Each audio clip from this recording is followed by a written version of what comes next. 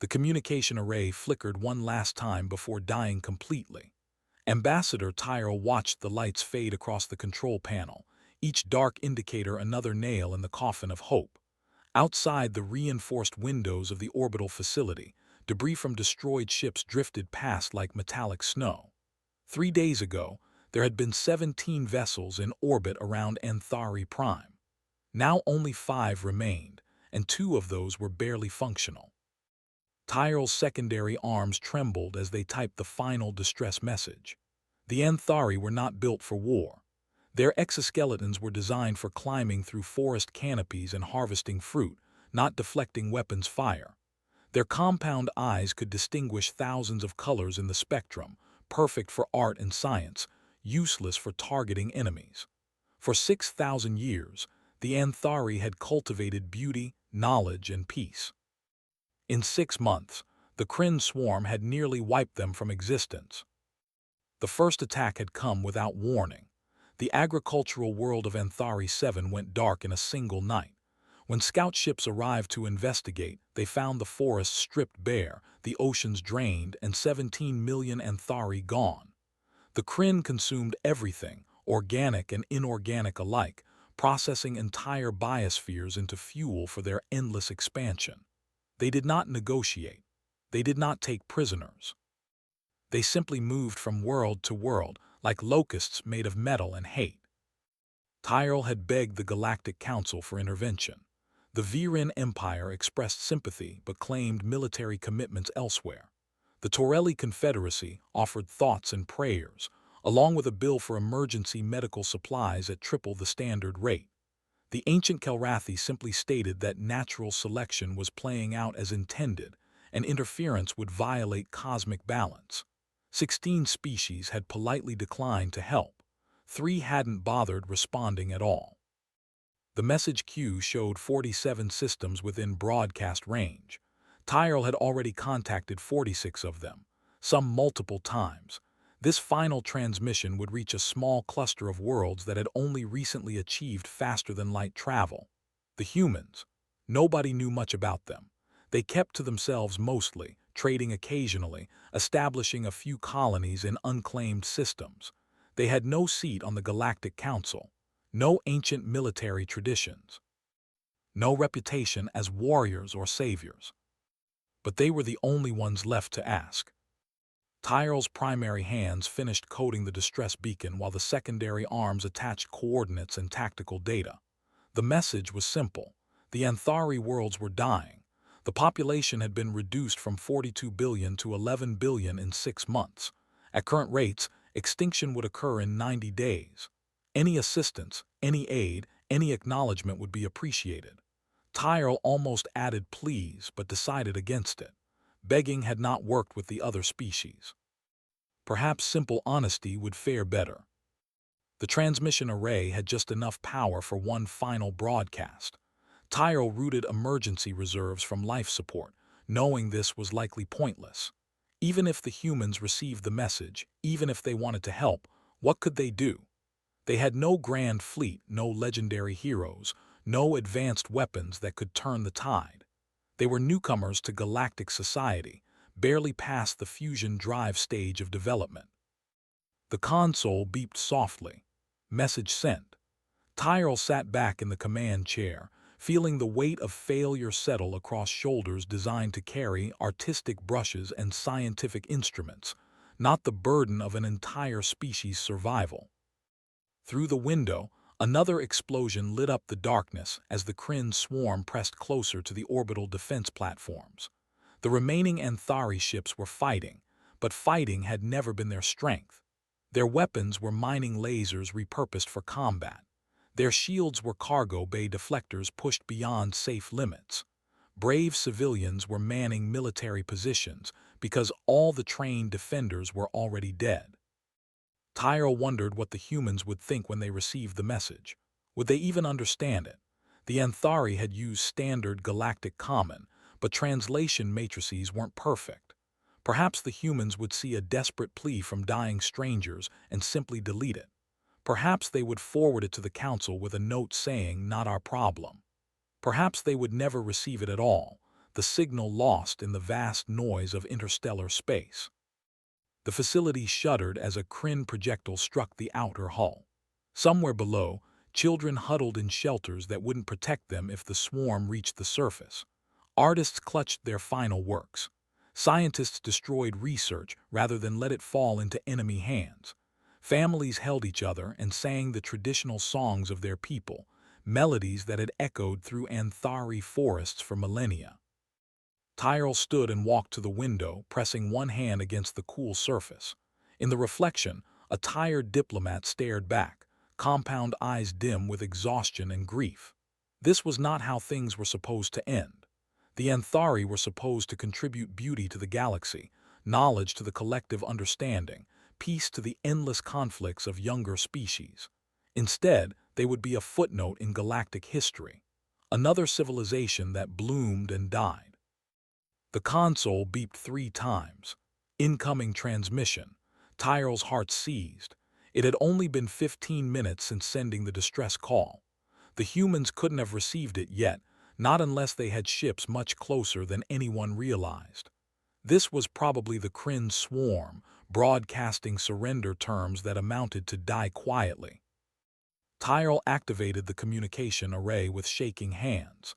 The translation matrix engaged, processing the alien language structure. Words appeared on the screen in standard galactic common, and Tyrell read them 3 times to be certain they were real. Message received, coordinates confirmed, help is coming, hold on. For the first time in months, Ambassador Tyrell felt something other than despair. It was fragile and small, barely enough to notice, but it was there. Hope had not died quite yet. The holographic star map rotated slowly in the center of the conference room, casting blue light across the faces of 12 people who held humanity's future in their hands.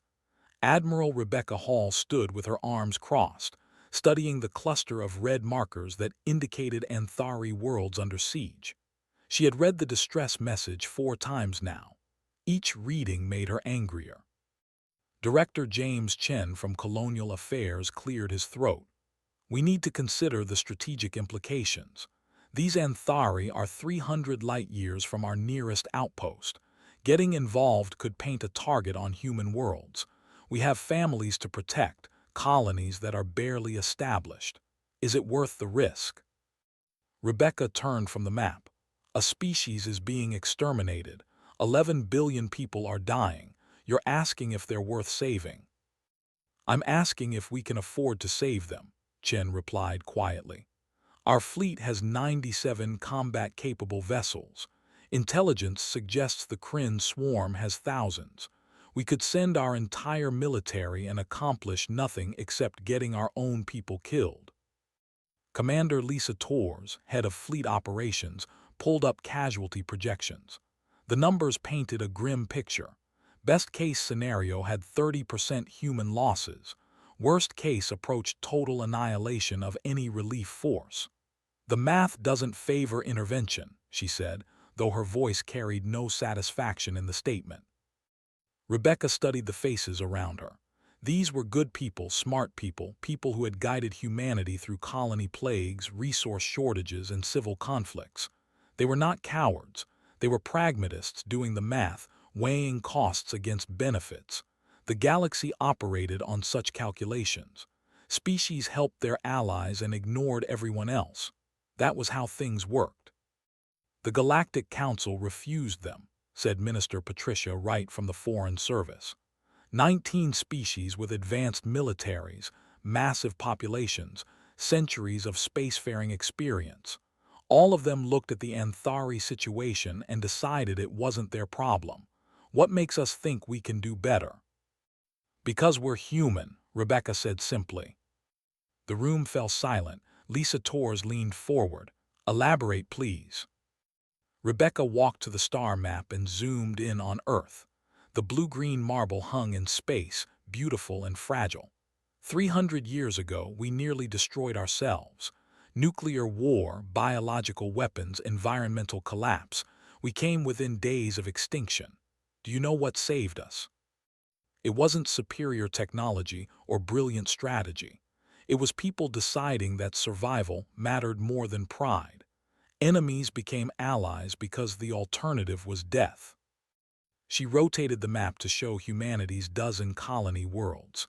We rebuilt our civilization on one principle: nobody faces the darkness alone. When the Mars colonies lost life support, Earth sent every ship we had. When the plague hit New Vancouver, people from Earth, Mars, and Titan dropped everything to help. We're human. Helping is what we do.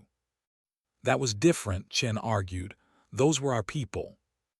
All people are our people, Rebecca shot back. The Anthari have families. They have children, art, music, history. They're scholars and farmers and artists.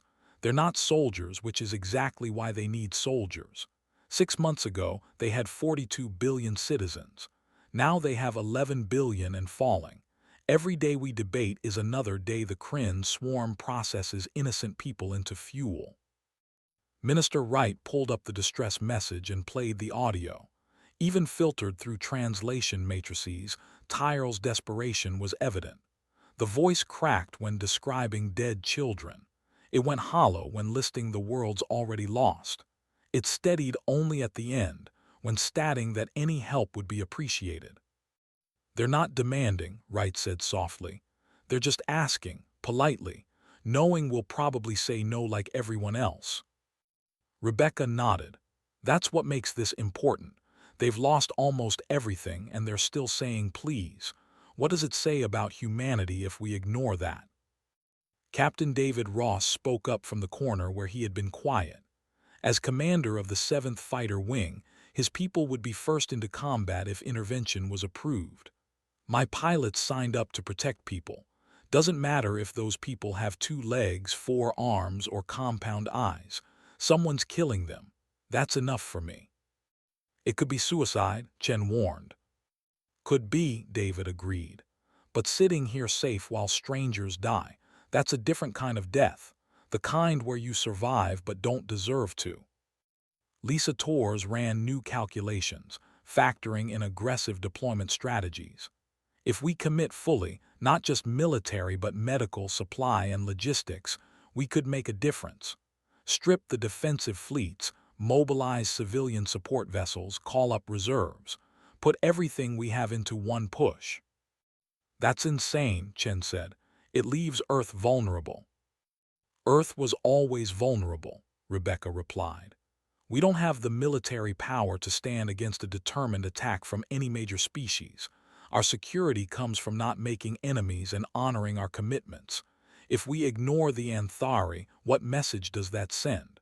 That humans only help humans. That we're just another species that does math instead of what's right. She pulled up deployment plans that she had been working on since reading the distress message. 317 vessels. Every combat ship, medical frigate, supply carrier, and colony defense platform that could be spared. It was everything humanity could muster without completely abandoning defensive positions. This is the proposal, Rebecca said. We send it all, not a token force, not a symbolic gesture. We send a fleet that says we meant the response we gave them. Help is coming, real help. The vote took 3 hours. Debates ranged across strategic concerns, ethical obligations, and practical limitations. In the end, it came down to a simple question that Minister Wright posed. What kind of species do we want to be? The vote was 8-4 in favor of intervention. Not unanimous, but enough. Rebecca immediately began issuing orders. Ships from 6 different systems received mobilization codes. Military personnel canceled leave. Civilian volunteers flooded recruitment stations. Factories shifted to wartime production schedules.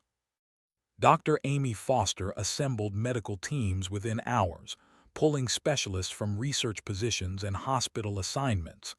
Engineers loaded construction equipment and fabrication systems. Agricultural ships filled their holds with food supplies. It was chaos, but organized chaos, driven by singular purpose. Rebecca stood in the Fleet Coordination Center as ships began reporting ready status. 317 vessels preparing for a battle none of them might survive. traveling across interstellar space to save people they had never met. Commander Torres approached with final readiness reports. Fleet assembled. We can jump in 6 hours.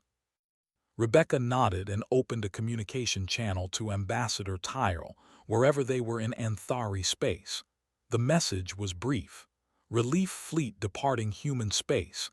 Estimated arrival 6 standard days. You are not alone anymore. Sensor arrays across the Anthari orbital defense network screamed warnings simultaneously. Tyrell bolted upright from where exhaustion had finally claimed consciousness. The tactical display showed 318 massive hyperspace signatures emerging at the edge of the system. The Kryn swarm had never arrived in such numbers before. This was the end. Multiple contacts, the sensor operator announced, mandibles clicking in fear. Classification unknown. Energy signatures don't match Kryn vessels. Tyrell's primary hands flew across the console, pulling up detailed scans. The ships materializing from hyperspace were like nothing in Anthari records. They were angular where Kryn vessels were organic. Their hull compositions suggested heavy armor rather than biological carapace. Their power outputs indicated fusion reactors instead of the chemical processors the swarm used. "Those aren't Kryn," Tyrell whispered. The implications took another moment to register. "Those are human ships." The fleet arranged itself with practiced efficiency. Larger vessels formed a defensive screen between the Anthari worlds and the incoming Kryn forces. Medium cruisers took flanking positions. Smaller ships, hundreds of them, scattered in precise patterns that suggested fighter squadrons. It was a military formation, professional and intimidating. The sensor operator's voice shook. "Ambassador, they're deploying weapons, multiple targeting locks across our orbital facilities." "Stand down all defensive systems," Tyrell ordered immediately. "Do not give them any reason to fire. Send our identification codes and confirm we're the ones who requested help." Before the message could be transmitted, an incoming communication overrode all other channels. The voice was female, calm, speaking in flawless galactic common, though the accent was unfamiliar. "Anthari Orbital Command, this is Admiral Rebecca Hall of the United Human Space Forces. We received your distress call. We're here to help. Please provide tactical data on Kryn's swarm positions and strength." Tyrell's hands shook so badly it took 3 attempts to open the return channel. "Admiral Hall, this is Ambassador Tyrell. We sent that message 6 days ago. We expected perhaps a small relief ship. You brought 300 vessels." "You asked for help," Rebecca replied, as if this explained everything. "Where do you need us?" The simplicity of it staggered Tyrell. No negotiations, no demands for payment or territorial concessions, no lengthy debates about jurisdiction and responsibility, just direct action and a simple question. "Where do you need us?" "The Kryn swarm has primary attack forces converging on this system," Tyrell managed to say while sharing tactical data. "Approximately 800 vessels. They'll arrive within hours. Our defensive capabilities are nearly exhausted. We have civilian evacuation ships trying to reach the outer colonies, but Kryn patrols are hunting them." "Understood," Rebecca said. "We're dispatching escort squadrons to your evacuation ships now. Our battle fleet will establish defensive positions around your inhabited worlds. Medical ships are standing by to receive wounded. Do you have ground forces that need support?" "We don't have ground forces," Tyrell admitted. "We're not a military species. Our security personnel are essentially police. They're not trained for this." There was a pause. Then Rebecca spoke again, and her tone carried something that might have been respect. "You've been fighting anyway." "We've been dying anyway," Tyrell corrected. "Not anymore," Rebecca said firmly. "Transmit locations of all Anthari population centers. We're deploying defensive batteries and marine support units. Any Kryn forces that reach the surface will have to go through us." The human fleet moved with purpose that seemed impossible for such a large formation. Fighter squadrons broke away in precise groups, accelerating toward the coordinates of Anthari evacuation ships. The main battle line positioned itself between the Kryn approach vector and the inhabited worlds. Ships carrying medical insignia took up positions near damaged Anthari orbital facilities. Captain David Ross led the fighter screen personally. His squadron of 48 craft intercepted a Kryn patrol hunting civilian transports near the third planet. The Anthari sensor operator provided commentary, though Tyrell barely heard it over the sound of their own racing hearts. Human fighters engaging Kryn patrol. 12 Kryn vessels versus 48 human craft. Kryn are targeting human formation. First human fighter taking fire. Shields holding. Multiple human fighters breaking formation. They're positioning themselves between Kryn weapons and the Anthari transport. Tyrell watched the tactical display in disbelief. The human fighters were deliberately putting themselves in the line of fire to protect a ship full of strangers. 3 human craft took direct hits maintaining that protective screen. Their shields flared and failed, but the fighters remained in position until the Anthari transport reached safety. "That's suicide," the sensor operator said. "Why would they do that?" "I don't know," Tyrell admitted. "In 6,000 years of Anthari civilization, in thousands of years of galactic history recorded in the archives, nobody did this. Nations protected their own assets. Military forces prioritized their own survival. The mathematics of warfare were clear. You did not sacrifice expensive military hardware to save civilian vessels from another species." The humans had apparently never learned that particular lesson. The main Kryn swarm force arrived 30 minutes later. 800 vessels emerged from hyperspace in a formation designed to overwhelm through sheer numbers. They had used this tactic successfully against the Anthari defenses dozens of times.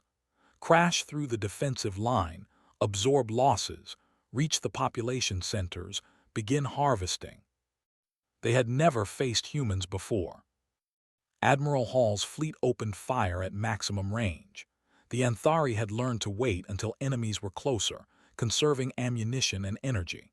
The humans apparently operated under different principles. Their weapons were different too, not the mining lasers and repurposed industrial equipment the Anthari used. These were weapons designed specifically for warfare. Rails guns that accelerated projectiles to fractions of light speed. Missile batteries that filled space with self-guided explosives. Energy weapons that could burn through Kryn organic armor in seconds. But what shocked Tyrell most was the tactics. The human fleet didn't just hold a defensive line. They attacked, actively, aggressively, pushing forward into the Kryn formation while maintaining that protective screen around the Anthari worlds. It was like watching predators fight. The Kryn were used to being the hunters. Suddenly they were being hunted. A wing of Kryn vessels broke through the human line, making directly for the orbital facility where Tyrell stood. 16 Kryn attacked craft against one damaged Anthari station, with no weapons remaining. Then a human cruiser, massive and scarred from previous fighting, moved directly into their path. It was a ship designed for fleet engagements, now serving as a shield for a single orbital station. The Kryn fired everything they had at it. The cruiser's shields collapsed. Armor burned away. Hull breaches vented atmosphere into space. And it held position. The Kryn swarm vessels died one by one as other human ships converged to support their damaged comrade. When the last Kryn craft was destroyed, the human cruiser was barely functional, but the orbital station behind it remained untouched. Tyrell could see the damage through the windows, could see the emergency lights and exposed framework, could see people dying inside that ship to protect people they had never met. The battle lasted 7 hours. When it ended, the Kryn swarm had been routed for the first time in the 6-month campaign. 412 Kryn vessels destroyed or disabled. The rest fled into hyperspace. The cost for the humans was 23 ships damaged beyond immediate repair and 7 destroyed completely. Rebecca Hall's voice came over the general channel. All Anthari forces, this is Admiral Hall. The immediate threat has been neutralized. Medical teams are deploying now. We're not leaving until this is finished. Tyrell sat down slowly, compound eyes fixed on the tactical display, where human ships were already beginning rescue operations for their own damaged vessels, while simultaneously sending aid to Anthari facilities. The sensor operator was crying, which was something Tyrell had only seen twice before in their life.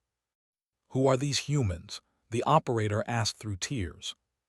Tyrell had no answer, but they intended to find out. The Joint Command Center occupied what had once been an Anthari cultural museum. Maps covered walls that previously displayed ancient artwork. Holographic projections replaced sculptures.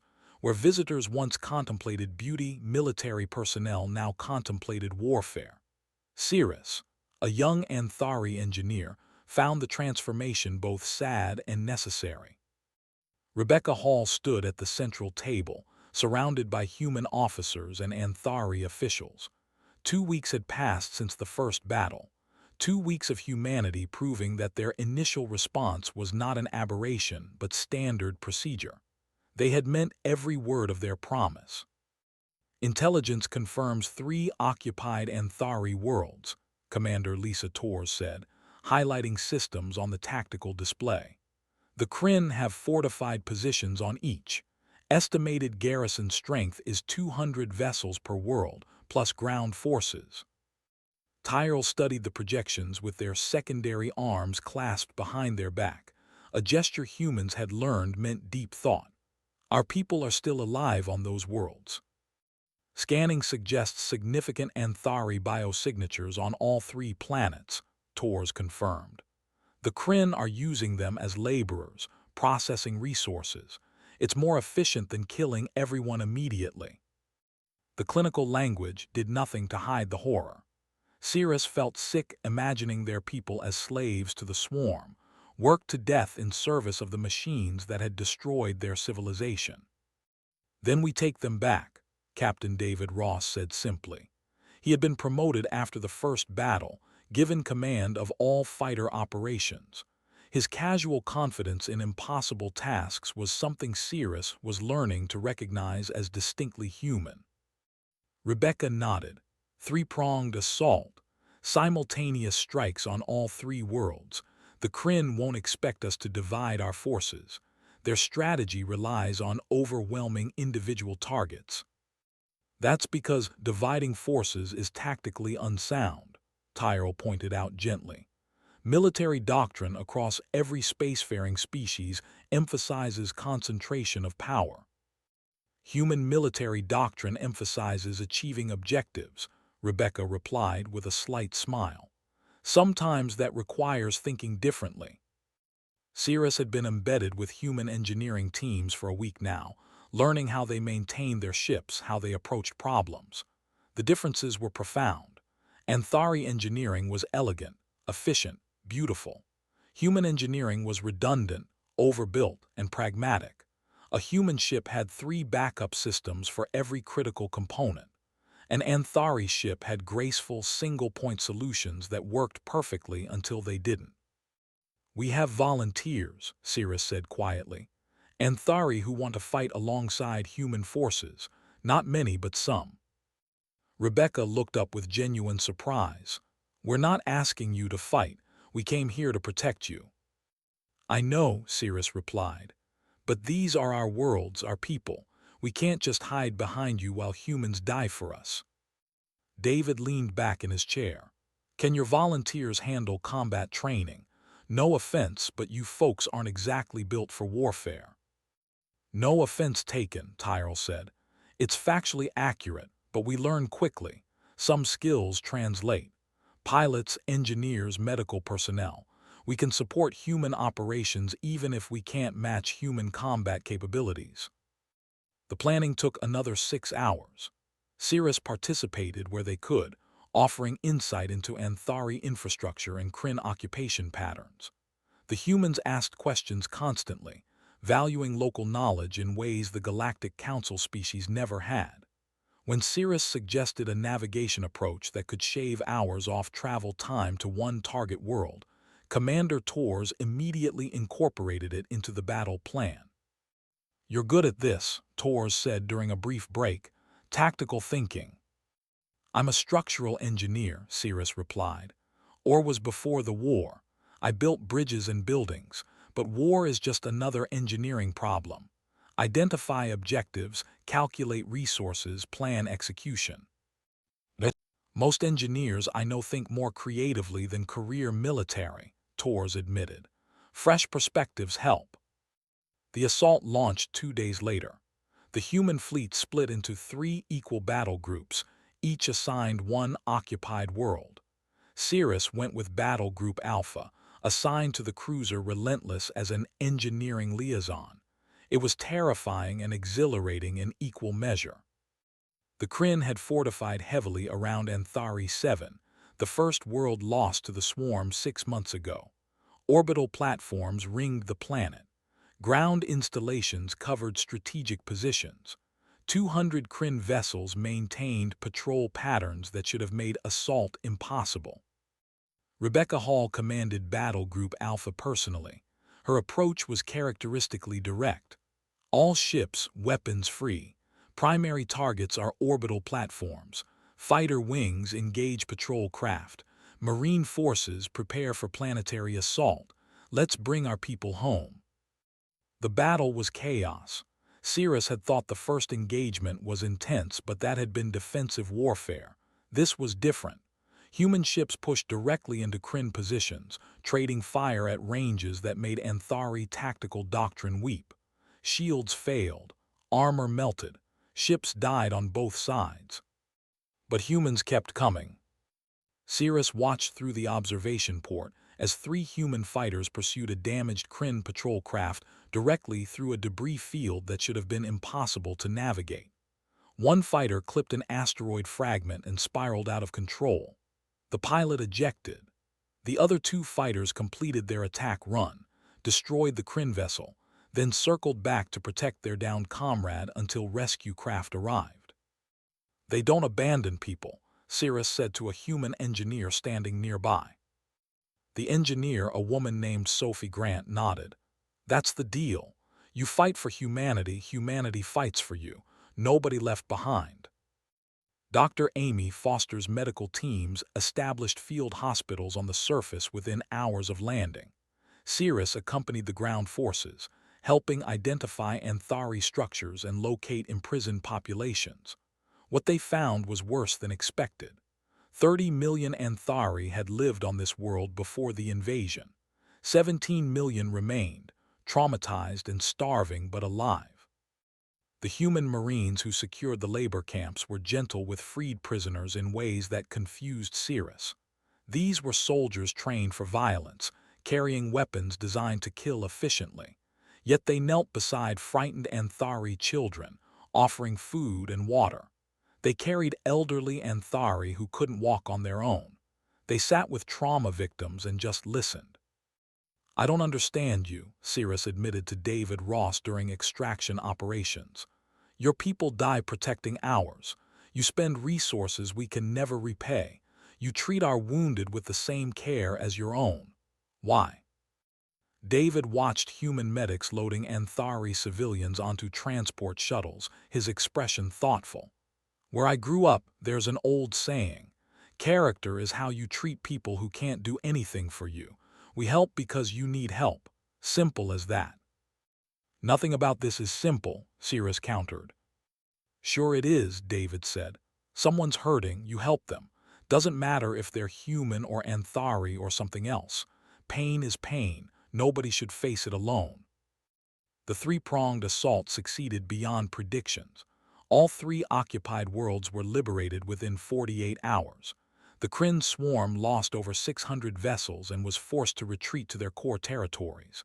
47 human ships were damaged. 11 were destroyed. The cost in human lives was 4,316 people. Cirrus learned every name, memorized every face from the casualty lists. These people had died for strangers. The least those strangers could do was remember them. The victory celebrations were muted. Humans didn't celebrate death, even enemy death, even necessary death. Instead, they held memorials for the fallen and began immediate reconstruction efforts. Engineers who had been fighting days before were now building hospitals. Marines who had stormed Kryn positions were distributing food. Pilots who had flown combat missions were transporting refugees. Tyrell found Cirrus in the museum-turned-command center late one evening. The maps were being replaced with artwork again, slowly returning the space to its original purpose. "You've changed," Tyrell observed. 2 weeks with humans has made you different." "They've taught me something important," Cirrus said, looking at a tactical display showing reconstruction efforts across liberated worlds. "War isn't about destroying enemies. It's about protecting what matters. Humans understand that instinctively." "The galaxy is watching this," Tyrell said quietly. "Other species are asking questions. How did humans accomplish what 19 advanced civilizations refused to attempt? The Galactic Council is concerned." "Good," Cirrus replied. "Let them be concerned. Let them wonder what happens when someone finally says yes instead of calculating reasons to say no." On the display, human ships moved between Anthari worlds, bringing aid and hope. The Kryn swarm had been pushed back but not defeated. The war was not over, but for the first time in 6 months, Cirrus believed it could be won. Intelligence had taken 3 weeks to locate it. The Kryn Hive world, hidden deep in a nebula that scrambled sensors and made navigation treacherous. From this single planet, the swarm's entire military campaign was coordinated. Destroy the central coordination, the theory went, and the Kryn forces would collapse into confusion. Theory was comfortable from the safety of a command center. Practice involved flying 600 ships into a death trap. Rebecca stood on the bridge of the Defiant, watching the combined fleet assemble. Not just human vessels anymore. 47 Anthari ships had joined the formation, repaired and retrofitted with human weapons. Cirrus had worked personally on integrating the systems, creating hybrid vessels that combined Anthari speed with human firepower. "Final ship reporting ready status," Commander Torres announced. "Fleet is prepared to jump on your command." Tyrell's image appeared on the communication display, broadcasting from the lead Anthari vessel. "Admiral, my people wish to thank humanity again for everything you've done. If this assault fails, know that you gave us hope when we had none." "We're not planning to fail," Rebecca replied. "See you on the other side." The fleet jumped together, 600 ships vanishing into hyperspace. When they emerged, the Kryn home system filled their sensors. Thousands of vessels, orbital stations, planetary defense networks. It was exactly as bad as intelligence suggested. "All ships," Rebecca transmitted across all channels. "Remember why we're here. Those people on Anthari worlds, the ones we saved, they have families who can't sleep at night knowing the swarm still exists. We end this today, not for conquest, not for territory, for peace." David Ross launched with the first fighter wave, 200 small craft accelerating toward the Kryn outer defenses. The enemy response was immediate and overwhelming. Space filled with weapons fire.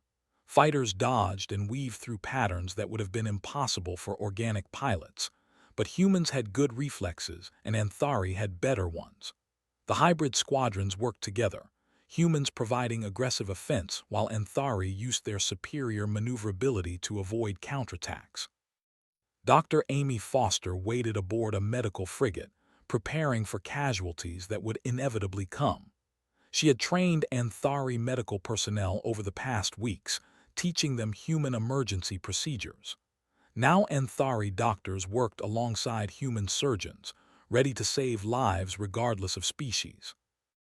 The main battle was brutal. The Kryn fought with desperate intensity, knowing this was their last stand. Ships died on both sides. heroes emerged. A human destroyer, shields failed and engines damaged, rammed a Kryn command ship to create an opening for Allied vessels. An Anthari cruiser sacrificed itself drawing fire from damaged human craft. The distinction between human bravery and Anthari courage blurred until it became meaningless. Cirrus monitored engineering systems across the fleet, coordinating damage control efforts. When a critical power relay failed on the Relentless, Cirrus personally crawled through conduits still hot from battle damage to make repairs. A human engineer named Sophie worked beside them, neither speaking, just doing what needed done. "We're going to win this," Sophie said during a brief pause, wiping coolant from her face. "Yes," Cirrus agreed, "but winning costs so much." The breakthrough came from an unexpected source. A young human scientist named Oliver Chen discovered something in the Kryn communication patterns. They weren't just coordinating military operations. They were broadcasting distress calls. Desperate, frightened distress calls. Rebecca ordered a ceasefire immediately.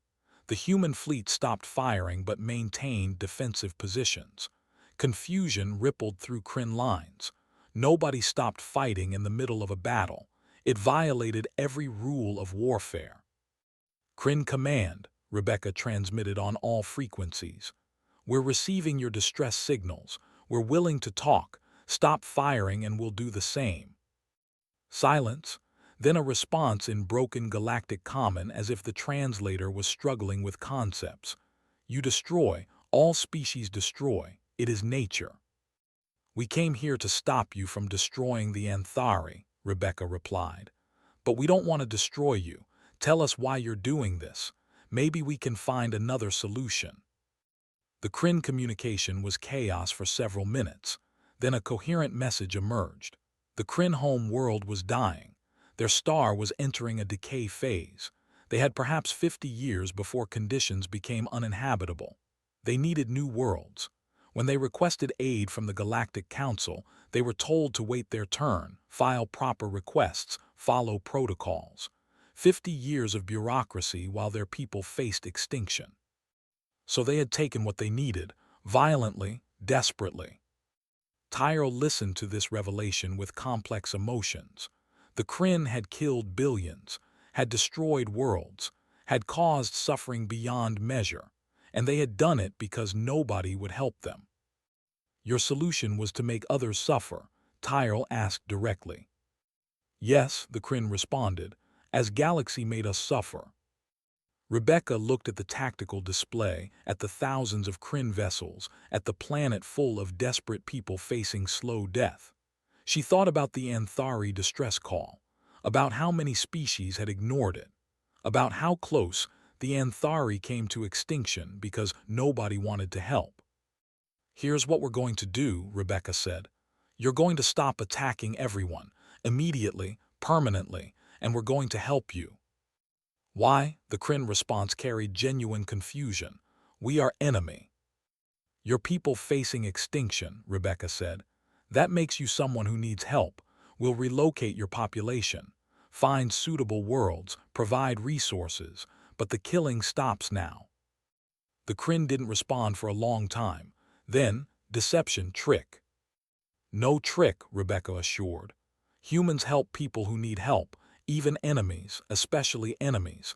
That's how you turn enemies into friends." The negotiation took hours. The Kryn didn't trust easily. Centuries of galactic indifference had taught them that survival meant taking, not asking. But Rebecca was patient. She showed them scans of Anthari worlds being rebuilt, transmitted recordings of former enemies working together, offered evidence that cooperation was possible. Finally, the Kryn fleet powered down weapons, cautiously, skeptically, but genuinely. Dr. Foster's medical teams were the first to board Kryn vessels. They found populations in worse condition than expected: malnutrition, disease, desperation. The Kryn had been dying slowly for years, watching their world fade while the galaxy ignored their pleas. "They're just like the Anthari," Amy reported to Rebecca. "Desperate people doing desperate things." Everyone's the same when you look past the surface, Rebecca replied. Everyone wants to survive. Everyone wants their children to have a future. The difference is whether you try to take that from others or build it together. The Anthari response was mixed. Some wanted justice for the millions killed. Others, including Tyrell, saw the bigger picture. We asked for help and humans answered, Tyrell said during the diplomatic sessions. The Kryn asked for help and were ignored.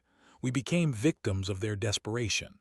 Perhaps the real enemy was the system that forces people to choose between their own survival and someone else's. Cirrus proposed the solution. Human engineering capacity combined with Anthari technical knowledge could terraform marginal worlds, make them habitable for the Kryn.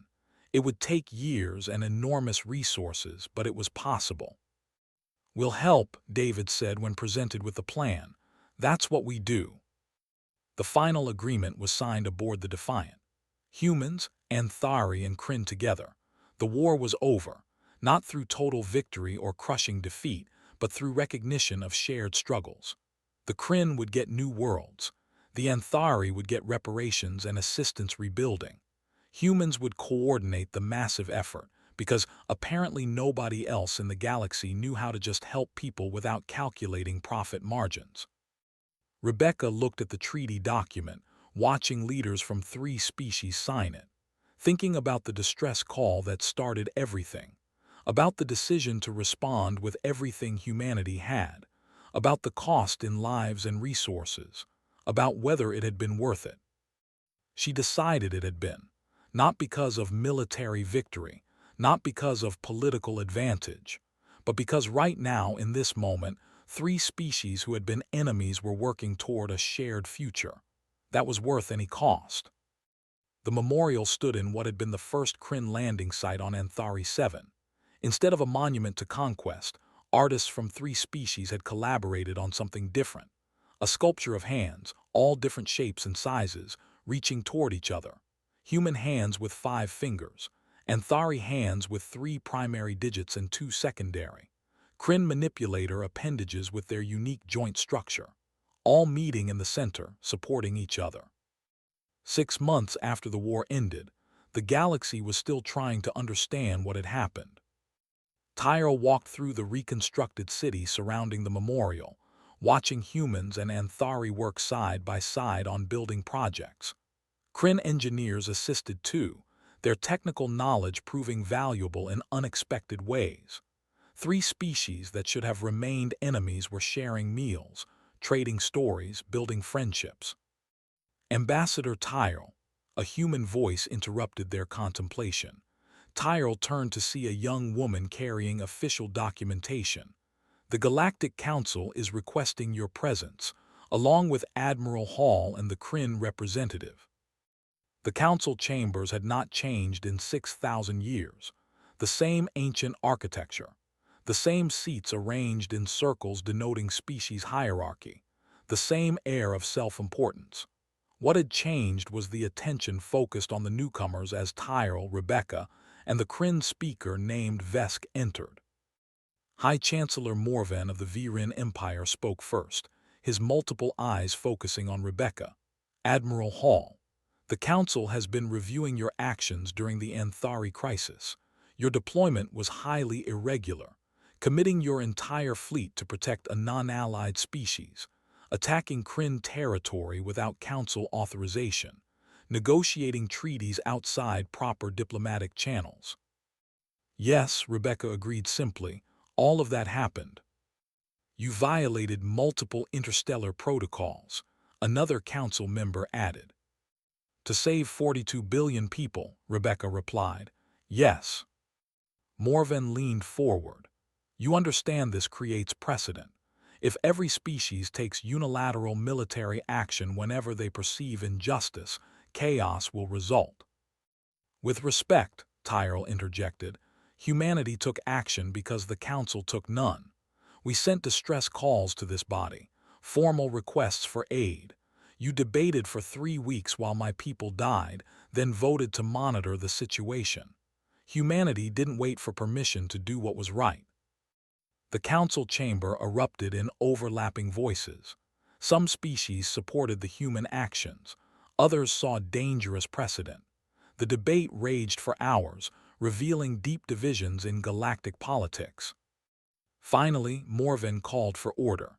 The question before us is simple. Do we sanction humanity for violating protocols, or do we acknowledge that perhaps our protocols need examination? Vesk spoke then, voice resonating through translation matrices. The Kryn sent distress calls to this council 14 years ago. We explained our star was dying. We provided scientific data. We followed every protocol, filed every form, attended every hearing. The council told us to be patient. Then you forgot about us. We became desperate enough to become monsters. Humanity showed us another path. The humans gave us back our worlds, Tyrell added. They gave the Kryn new homes. They asked nothing in return. The Council had centuries to build this kind of galaxy. Humanity did it in 6 months. Rebecca remained quiet, letting others speak. Finally, a council member addressed her directly. What do humans want? Territory, resources, political power. We want what everyone should want, Rebecca said. A galaxy where people help each other, where distress calls get answered with aid, not debates, where military force is used to protect, not conquer, where someone's suffering matters regardless of whether they're useful to you. Idealistic, Morven observed. Yes, Rebecca agreed. Is that bad? The council session continued for 3 days. Multiple species requested meetings with human representatives. Some wanted to understand human motivations. Others wanted to establish alliances. A few saw opportunity for profit or influence. All of them were trying to categorize humanity into familiar frameworks. They kept failing because humans didn't fit. Cirrus found David Ross in a recreation area designed for multiple species anatomies. The human pilot was teaching Anthari younglings how to play something called basketball, which made no sense, but seemed to involve a lot of laughing and very little actual rules. You're good with children, Cirrus observed. Kids are kids everywhere, David replied, retrieving the ball from where it had bounced off an enthusiastic youngling's head. Human, Anthari doesn't matter. They all need adults who care. 5 other species have sent requests to humanity, Cirrus said. All of them have conflicts or problems they can't solve. They saw what you did here. They want human help. David's expression grew serious. We can't solve everyone's problems. But you'll try, Cirrus said. It wasn't a question. Yeah, David admitted. We'll try, that's kind of our thing. Dr. Amy Foster was giving a presentation to the Galactic Medical Association, sharing techniques developed during the crisis. Human and Anthari doctors had combined their knowledge, creating new treatment protocols that worked across species barriers. The revelation that medicine could be collaborative rather than proprietary was causing significant disruption in medical communities. But if you share research freely, how do you profit? One species representative asked, genuinely confused. We profit by having healthier people, Amy replied. Human, Anthari, Kryn, everyone. Isn't that the point of medicine? The concept seemed to perplex much of the audience. Commander Lisa Torres was working with 3 other species to establish mutual defense protocols based on the human model. Not empire building, not territorial expansion. Just agreements that if someone called for help, the response would be immediate and genuine. It was revolutionary, apparently. Most military alliances were transactional, help given only when benefit was calculated. The idea of helping because someone needed help was foreign to galactic military thinking. Rebecca stood before the full Galactic Council during the final session. They had debated humanity's actions from every possible angle. Now they wanted a statement for the record. What is humanity's long-term goal in galactic affairs? Morven asked. Rebecca thought about the question carefully, about Tyrell's desperate distress call, about Anthari younglings learning to play basketball, about Kryn families settling on new worlds, about Dr. Foster teaching medicine to anyone who would listen, about David's simple philosophy that kids were kids everywhere. "We want to build a galaxy where nobody faces extinction alone," Rebecca said finally, "where desperation doesn't turn people into monsters because someone actually answers when they call for help, where the first response to crisis is compassion, not calculation, where being kind isn't considered naive but necessary." "And if other species don't share these values?" Morven asked. "Then we keep demonstrating them until they do," Rebecca replied. "We can't force anyone to be kind, but we can keep being kind ourselves until it stops seeming revolutionary and starts seeming normal." The council voted eventually.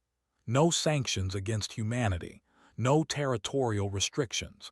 Instead, something unprecedented. An invitation to join the council as a full member despite humanity's relative youth as a spacefaring civilization.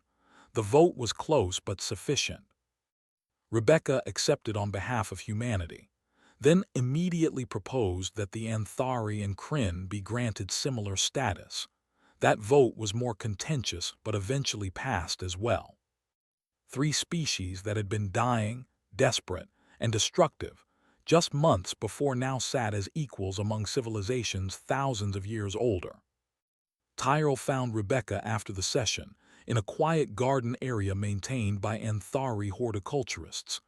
"You changed everything," Tyrell said. "We answered a distress call," Rebecca replied. "That's not revolutionary, that's basic decency." "In this galaxy, basic decency is revolutionary," Tyrell countered. "You showed everyone what's possible when you choose people over politics." "Will it last?" Rebecca asked. "Or will the galaxy go back to the old ways once we're not paying attention?" Tyrell looked at the memorial visible through the garden windows, at the hands reaching toward each other, at human engineers and Anthari artists and Kryn technicians working together on projects that would have been impossible before. "I think you started something that can't be stopped," Tyrell said. "You proved that a different galaxy is possible. That's more powerful than any weapon."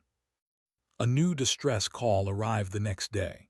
A species called the Torelli, facing environmental collapse, requesting aid. The Galactic Council prepared to debate response protocols. Humanity sent a fleet immediately. Because that's what humans did. Someone called for help, they answered, every time, without hesitation, without calculation, just help given freely because it was needed. The galaxy was learning, slowly but learning. And that made everything worthwhile.